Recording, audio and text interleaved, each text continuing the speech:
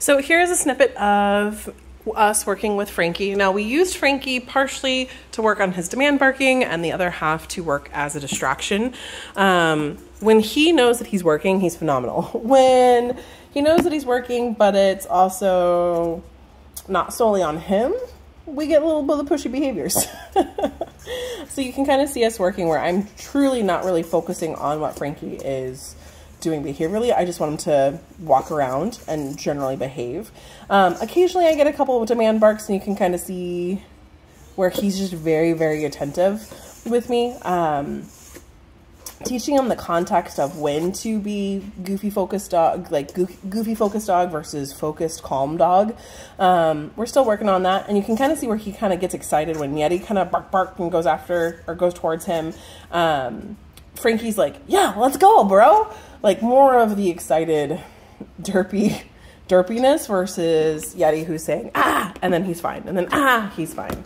So this is a good example of working those behaviors with him. And no matter what we're doing, we're building up tolerance to be focused and calm. And for the most part, we actually do pretty well. Towards the end of this, you're going to see us flip, or halfway through, you're going to see Ash and I flip.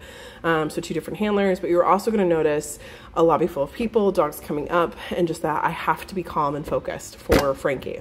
But look at that attention. Like, he really does focus. It's just about, he has to learn that he can focus, but he doesn't always get like response from that, if that makes any sense. But otherwise, let me know if you have any questions. Honestly, Frankie is a great demo dog. He's a great dog to work with other dogs because he knows the expectation. He just pushes the boundaries a little bit and we keep those toes in line where we need them to be. Let us know if you have any questions, and enjoy the video.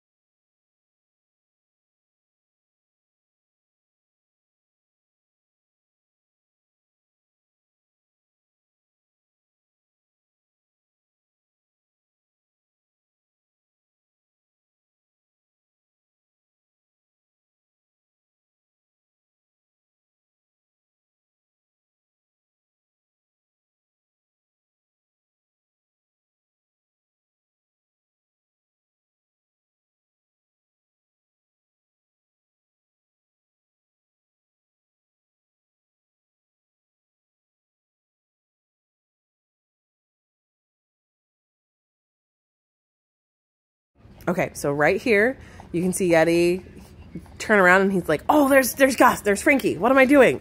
And I just, I need you to sit. And you can see the sneeze, that's his attitude coming out. I ask him for a sit. He redirects and he focuses. Now he's starting to get heightened. There's people that are going to start coming in. There's some activity that's going to happen, and it just kind of stacks too many things in his environment. The other part of this is that Yeti, he'd give me a little talk, not a big bark, nothing like this, but when he's in front of you, he's resource guarding. He's saying, this is mine. Now there's that big reaction. Now what I did is I put my body between me and Yeti. So like I'm the wall, and see how Yeti was like, okay, I guess, and he let it go. That right there is when we have big reactions. Because when he's in front, he's going to try to claim you as your space. Like, you are his. And that's what we're stopping is when you're on leash, doesn't matter where I am, in front of you or behind you, no barking. And you can see now, he's a lot more comfortable with this. But also, there are 2 other people in the lobby. Now, it doesn't help that Frankie is all like, hey, there's another trainer who has cookies. I want these. But Yeti is tolerating it very, very well. Now you're going to see us do some walking back and forth. I wanted to work on some movement stuff with a busy lobby, just to really push our thresholds for Mr. Yeti. Because sometimes movement is a little bit easier than just standing. And you can see he did a little bark and I just, let's keep going. The more that we treat it with some neutrality, the more the dogs are able to process it. And look at that. Yay, that's perfect. Let us know if you have any questions. He did really well here. Look, there's a full lobby of people and there's going to be some dogs. He did really well. We were able to build up that tolerance. Let us know if you have any questions and we'll go from here.